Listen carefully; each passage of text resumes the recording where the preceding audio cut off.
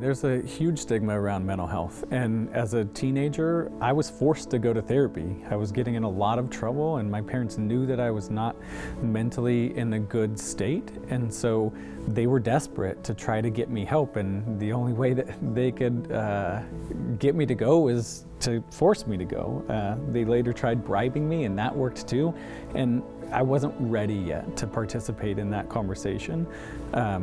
But it allowed a framework for me to understand what therapy is, so that later in my life, when I was ready to go to therapy, that it's something that I knew, oh, okay, it isn't this big scary thing. I'm just sitting down and talking with somebody. And so, yeah, I think therapy can be a really important part in people's mental health treatment and their wellness.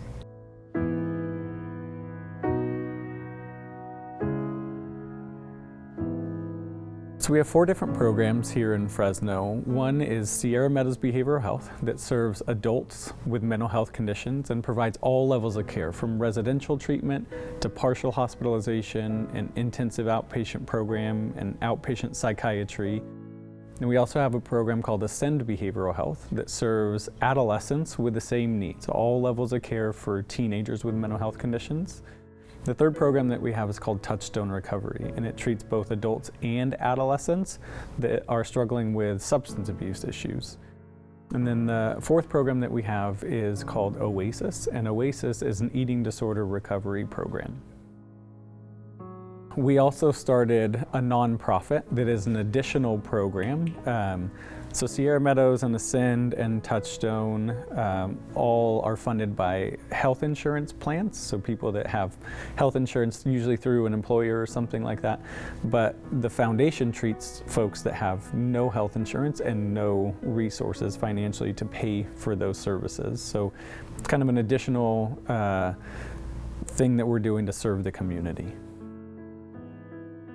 My grandmother was one of the main influences in my life and sort of sources of inspiration in order to find healthier coping strategies. And I owe a lot to her in kind of where I am today and who I am today and the influence that she's had in my life. And so to honor that relationship and what she's done for me, I felt that it was really fitting to name the first nonprofit counseling center in her name. So it's called the Birdie Lou Counseling Center after my grandmother.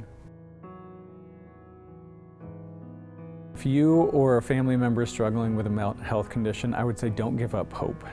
There are times where it feels so desperate, so hopeless, where you don't have answers, you don't know where to turn, you're not getting sort of the change in your life or the relief from your symptoms that you're hoping for. But don't give up, just keep trying.